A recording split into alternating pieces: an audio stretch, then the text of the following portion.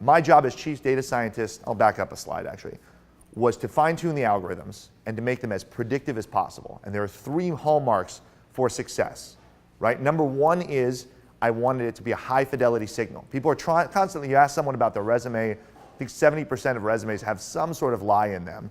So people lie on their resumes. We want a signal that can't easily be gamed. When you ask someone, is it important to come into work on time, yes or no, everyone knows the answer to that question. So that's number 1.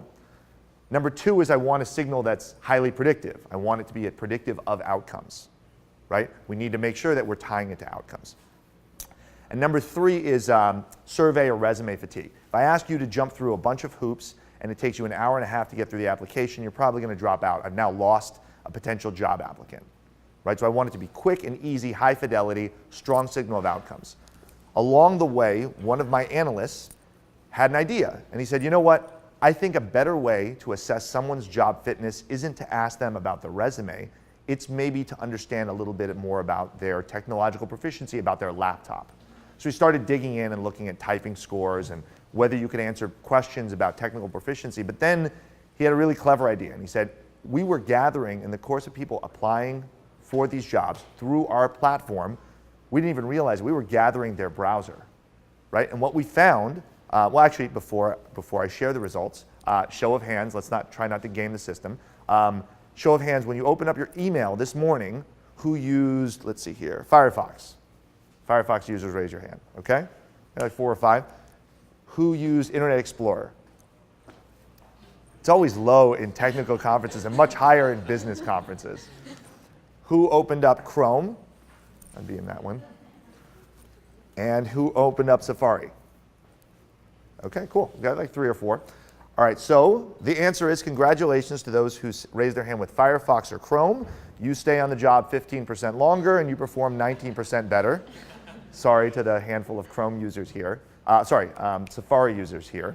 But the answer is not that you should go and install Firefox or Chrome on your computer. What we found was that we were looking at something we think was initiative, right? Being a little bit nonconformist, those browsers, as easy as they are to install, they show something about you. The fact that they're non-default and that you took the time to install those browsers shows us a little something about your productivity and how you're likely to perform on the job, right? But for me, this is pay dirt, because what we realized, we had stumbled upon this signal that was highly predictive of outcomes. This is almost as predictive as the rest of the assessment.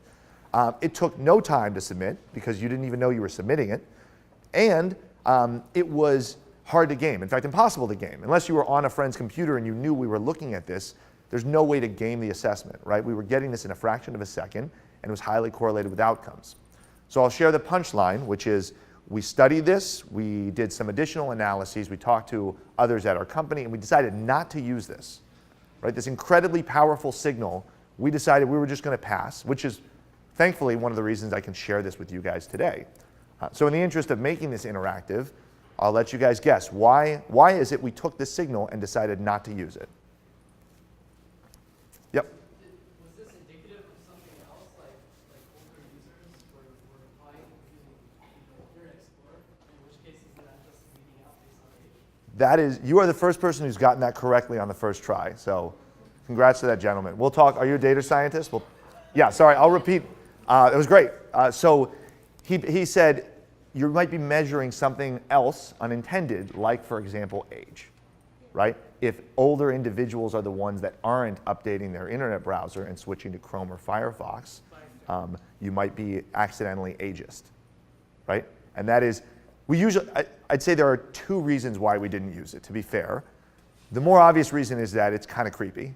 And if people found out about it, we have there's kind of black and white and then there's gray, but we thought this was creepy enough that it was somewhere in between, and we thought if people found out about it, they'd be worried and that we didn't want that to get out. But more importantly, when we did a lot of additional tests, what we found was that it was actually a highly ageist construct, that we were unintentionally, if we had deployed this for production, we'd be discriminating against older individuals who just weren't installing that. Good job, by the way. That's actually, I've given this talk a number of times, so